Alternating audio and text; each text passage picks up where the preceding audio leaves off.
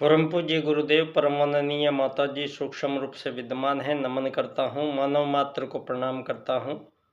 आदिशक्ति माँ गायत्री प्राणों की देवी है और प्राणियों में प्राण रूप से विद्यमान है और उन्हीं प्राण से मानव जीवन, सारे मानव प्राण से ही जीवन पाते हैं। तो जो जीवन का हेतु कारण है वो एक बिजली रूपी सत्ता है जो संपूर्ण प्राणियों में प्राण रूप से विद्यमान है। उन आदिशक्ति माँ गायत्री को हम नमन करते हैं। आदिशक्ति माँ गायत्री का गायत्री महामंत्र इस संसार में हमारे आदि पूर्वज प्रथम मानव आर्यों द्वारा अनुसंधानित सूक्ष्म शक्तियों के उन रहस्यों को उजागर करने का, वेद ज्ञान को मानव मात्र के कल्याण के रूप में प्रस्तुत करने का एक ऐसा सनातन महामंत्र हमें प्राप्त हुआ है हमारे उन आदि पूर्वजों से, जिस मंत्र से अपने पूरे मानव के अंदर घटने वाली प्रत्येक रासायनिक क्रियाओं से लेकर मन में चलने वाली वैचारिक तरंगों तक का जो प्रभाव पड़ना निश्चित है इस मंत्र के द्वारा।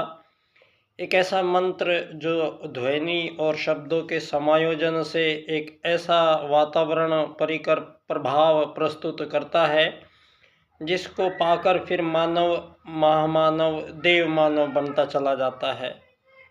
तो उस महामंत्र को जो सर्वसुलभ सारे संसार के लिए है, उस महामंत्र को हम सब दोहराएं एक बार। कमर सीधी करने का तात्पर्य योग विज्ञान के आधार पर हमारे रीढ़ की हड्डी पे षट चक्र की अवस्थिति जो मूलाधार से लेकर सहस्रार चक्र तक के विद्युत ऊर्जा स्पंदन प्रवाहों का सूर्य नाड़ी चंद्र नाड़ियों में बहने वाले उस प्राण का और इनका समायोजन भी योग विज्ञान के अनुरूप इस मंत्र में एक क्रिया के रूप में संपन्न होता है। सभी कमर सीधी करें।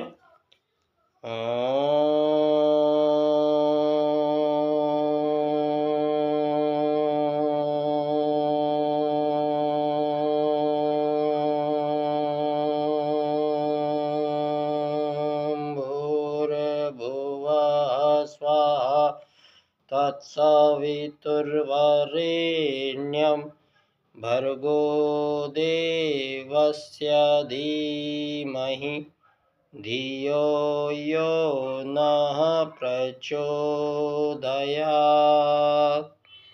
ॐ गुरुर्ब्रह्मा गुरुर्विष्णु गुरुरेव महेश्वर गुरुर्साक्षात् परब्रह्म तस्मै श्री गुरुवे नमः। अखंडमंडलाकारं व्याप्तं येन चराचरं तत्पदं दर्शितं येन तस्मै श्री गुरुवे नमः।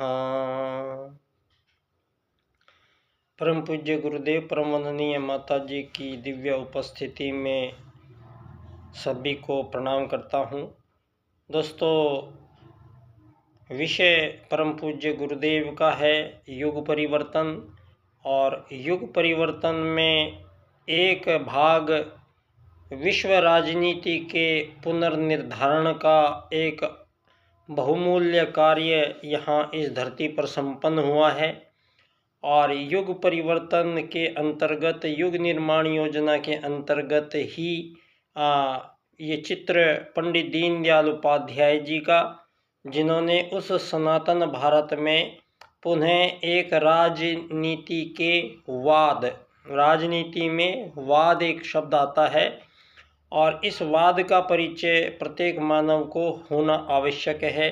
इस वाद के कारण ही आज सारी मानव जाति के बीच में जितने भी धरती पर युद्ध, शोषण, वध, हत्याओं का जो लंबा सिलसिला चला आ रहा है हजारों वर्षों से, इसका कारण है राजनीति के वाद का।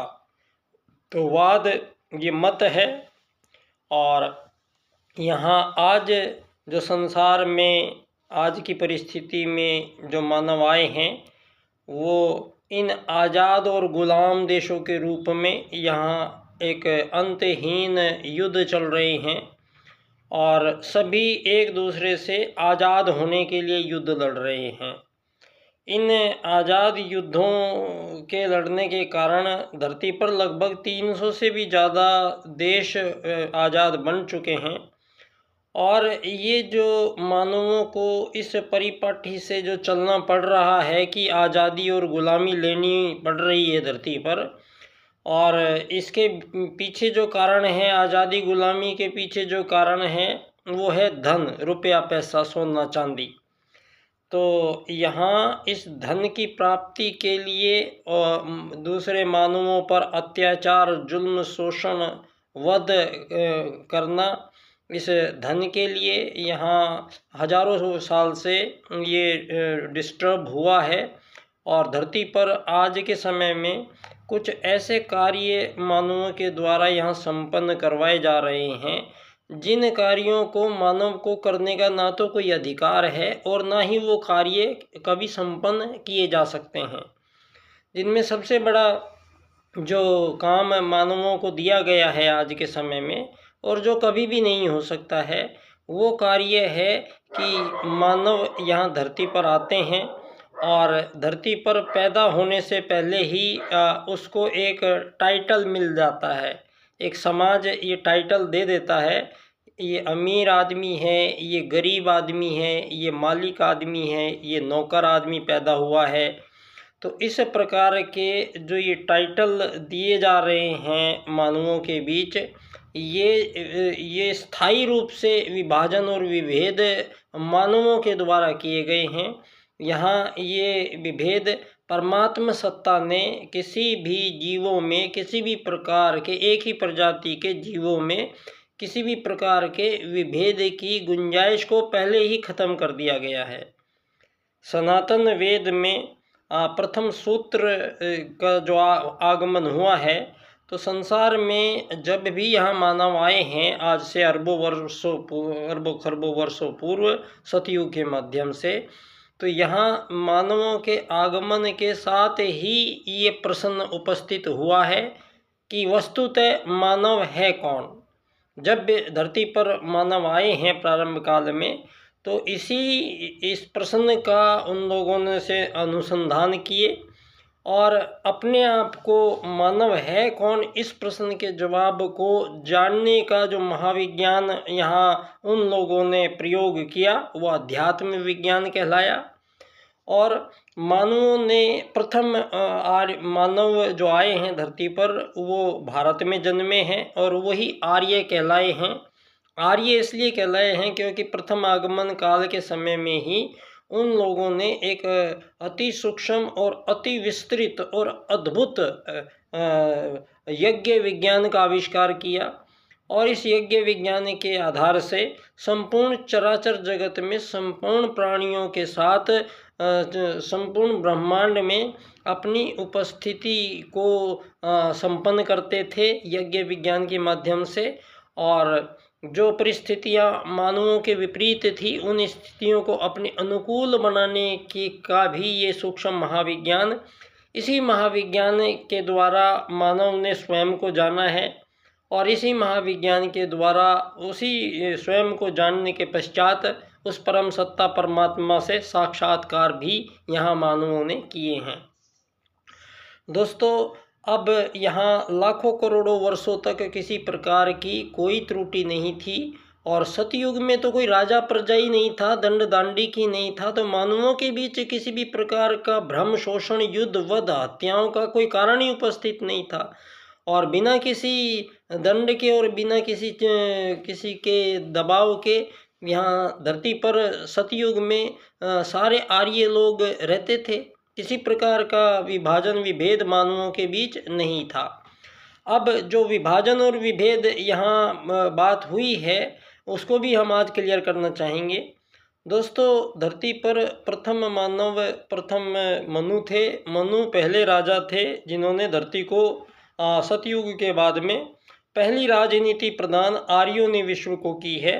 और वो इस प्रकार से राजनीति बनी है कि आर्यों ने सबने मिल बैठकर पंचायत की, और पंचायत में 3 चुनाव कराए गए सभी आर्यों से, जिनमें प्रथम चुनाव था धर्म या अधर्म में से एक का चुनाव किया आर्यों ने। दूसरा था राजकता या अराजकता में से एक का चुनाव आर्यों को करना था। तीसरा था नीति या अनीति में से एक का चुनाव आर्यों को करना था। तो आर्य मानव ने वेद आधारित जीवन को ही मुख्य मानते हुए आत्मवत सर्वभूतेषु के सूत्र के अनुरूप स्वयं को जानते हुए और मानवों के लक्ष्य का निर्धारण यहाँ संपूर्ण रूप से मानवों के अनुरूप यहाँ निर्धारित किया गया, और मानव को एक आत्मा घोषित किया गया, और संपूर्ण जीवों में वही एक आत्मा विद्यमान है, ऐसा मानकर मानव जीवन का आरंभ यहाँ धरती पर हुआ है। और प्रथम मानवों ने आत्मत सर्वभूतेषु के सूत्र के अनुसार यहाँ मानव संपूर्ण जीवों की भाषा समझता था। संपूर्ण जीव उसकी भाषा समझते हैं, वो तो आज भी समझते हैं। सर्कस में आप देख सकते होंगे, कोई कहता है कि चिड़िया छोटी है, तोता, हाथी, कबूतर, शेर, मोर, इनको जान से मार देते हैं, काट के भक्षण किया जा रहा है। तो ये आत्मत सर्वभूतेषु के सूत्र का संपूर्ण रूप से उल्लंघन है। अगर हमारे वैदिक लोगों ने आत्मत सर्वभूतेषु कहा है तो उसका अर्थ निकलता है कि चाहे वो चिड़िया, तोता, हाथी, कबूतर, शेर, बंदर कोई मानव है, उन सब के अंदर विराजमान जो आई हुई शक्ति है वो एक आत्मा है। और आत्मा सूक्ष्म है, आंखों से दिखाई नहीं दे सकती, और ये सनातन परमात्मा का एक अंश आत्मा है। यहाँ जो परम सत्ता परमात्मा है वो भी सूक्ष्म है, वो भी आंखों से दिखाई नहीं दे सकता है। तो दोनों, परमात्मा भी सूक्ष्म है, आत्मा भी सूक्ष्म है, पर दोनों का यहाँ पर विराजमान है। लेकिन जीवन जो दिखाई देता है, ये जीवन जब दिखाई देता है जब किसी भी जीव शरीर में आत्मा प्रवेश करती है। जब आत्मा पहले किसी जीव में शरीर में प्रवेश करती है, उसी के तुरंत ही आदिशक्ति माँ गायत्री का जो बिजली है, प्राण है, वो तुरंत ही उस शरीर में आत्मा खींचती है। अन्यथा न मानव में, न शेर, हाथी, चीता, कौवा, तोता, बकरी, बंदर में किसी भी जीव के अंदर शरीर में कोई ऐसा अंग प्रत्यंग नहीं पाया जाता जो प्राणों को धारण करता है। तो ये प्राणों को धारण जो करता है, जीवन उसी के बाद प्रारंभ होता है जब पहले प्राण को ग्रहण करना पड़ता है। तो प्राणों को ग्रहण करने के कोई अंग प्रत्यंग शरीर में किसी के नहीं होते हैं, और मृत्यु के बाद में उसमें प्राण को नहीं डाला जा सकता है। क्यों? उसमें प्राणों को लेने वाला जो था वो नहीं रहता है। तो वो कौन है? वही है सूक्ष्म आत्मा। और उस आत्मा को आप देख नहीं सकते, लेकिन उस आत्मा के अस्तित्व को जीवन रूप में 84 लाख प्रकार के जीव शरीरों में देखने के विधान के साथ मानव जीवन का प्रारंभ धरती पर हुआ। और जब सतयुग के बाद में जब मानव चिंतन में राजसिक और तामसिक आहार ग्रहण करने के कारण आर्यों में से कुछ मानवों ने आर्य पद्धति को फॉलो नहीं किया, तो वहाँ आर्यव्रत क्षेत्र से उन ऋषि मुनियों ने, आर्यों ने उन लोगों को अपने क्षेत्र से सुदूर देश निकाला दिया। और वो लोग जो आर्य पद्धति को फॉलो नहीं किया और वो सुदूर दुनिया में जाकर बसते रहे, वो उस समय पाताल लोक हमारे यहाँ कहते थे, वो अमेरिका आज साबित हुआ है। राजा बलि का शासन बिलीविया राजधानी आज भी विद्यमान है। आंध्रालय को, ऑस्ट्रेलिया को आंध्रालय पहले कहा जाता था। और 7 द्वीपों पर ये भारतीय संस्कृति का, मानवों का जो सारी जगह फैलाव है। तो ये जितने भी मानव आज सारी दुनिया में गए हैं प्राचीन काल में, अति प्राचीन काल में, तो यहाँ आज पिछले 2500 वर्षों में इस धरती पर मानवों के बीच सबसे बड़ा एक गड़बड़ हुई है कि कई प्रकार के धर्म हो गए हैं धरती पर, और इन धर्मों के विभेद के कारण यहाँ एक अंतहीन युद्ध चल रहे हैं, मानव का कत्लेआम चल रहा है। और यहाँ सारी मानव जाति अपने आप को एक दूसरे से भिन्न समझकर बैठी हुई है, और सारी मानव जाति एक दूसरे से श्रेष्ठ अपने आप को समझे बैठी है, और दूसरे मानवों को शोषण करना, उनकी हत्याएं वध करना, उनको लूट लेना, इन प्रकार के जिस प्रकार के ताकतवर ही जीतेगा, ताकतवर ही राज करेगा, ये जो राजनीतिक फलसफे और मानव जीवन के जीने के जो मूलभूत सिद्धांत अपनाए गए हैं दोस्तों, यही उस राजनीतिक वाद के हास के परिणाम है कि धरती पर प्रथम राजनीति धर्म आधारित राजकता की नीति आर्यों द्वारा प्रदान की गई। धर्म आधारित राजनीति, ये पहली राजनीति विश्व को भारत ने, सनातन भारत ने दी है। और प्रथम धर्म आधारित राजनीति के राजा मनु को घोषित किया गया है, और मनु ने मानव जीवन का धर्म अर्थ काम मोक्ष प्राप्त करना लक्ष्य रखा गया है। और ये मोक्ष विषय शरीर का नहीं है, ये मोक्ष विषय आत्मा का है।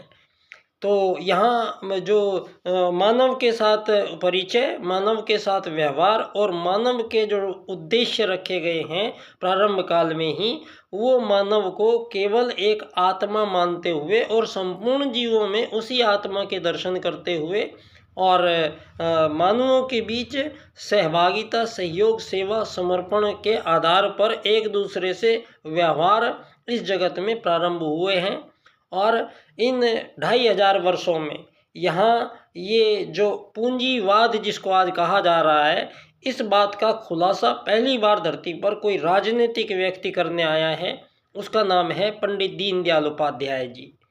पंडित दीनदयाल उपाध्याय जी पहली बार धरती पर इस विषय पर चिंतन करते हुए बात करते हैं कि संसार में ये जो धन आधारित जीवन पद्धति का मतलब कि जो वस्तु विनिमय लोग करते हैं या सेवा सहायता एक दूसरे से लेते देते हैं, तो उनके बदले में कोई रुपया, डॉलर, पैसा, धन और सोना चांदी लेगा या देगा, ये विधान पश्चिम का है। ये विधान बनाया पश्चिम ने है, और ये सनातन भारत का वैधानिक नियम नहीं है। इस बात को पंडित दीनदयाल उपाध्याय जी पहली बार कहते हैं और साबित करते हैं कि यहाँ लाखों करोड़ों वर्षों से मानवों के बीच वस्तु विनिमय, सेवा सहायता होता आया है, लेकिन बदले में यहाँ किसी जीव को कोई लेने देने का प्रावधान नहीं है। यहाँ दीनदयाल जी कहते हैं परमात्मा ने प्रत्येक जीव को 2 अधिकार देकर भेजा है, जिनमें प्रथम निर्बाध आजीवन निःशुल्क भोजन प्राप्ति का अधिकार प्रत्येक जीव लेकर आया है, और प्रत्येक जीव ही कर्म करने का अधिकार लेकर आया है। तो आज की दुनिया में ये जो 2500 वर्षों में ये अमीर बनेंगे, गरीब बनेंगे, ये मालिक बनेंगे, ये नौकर बनेंगे, जो ये विभाजन विभेद मानवों में हुए हैं, ये हुए हैं पिछले 2500 सालों में। और 2500 साल से पहले इस प्रकार का कोई विभाजन मानवों के बीच नहीं था। इन 2500 साल से पहले धरती पर कोई गुलाम और आज़ाद शब्दावलियाँ नहीं थी। यहाँ धरती पर 2500 साल पहले ये जो धर्मों के, नाना प्रकार के धर्मों के नाम के कारण आज संसार में जो वध चल रहे हैं, 2500 साल पहले एकमात्र धर्म था सनातन संस्कृति, सनातन धर्म।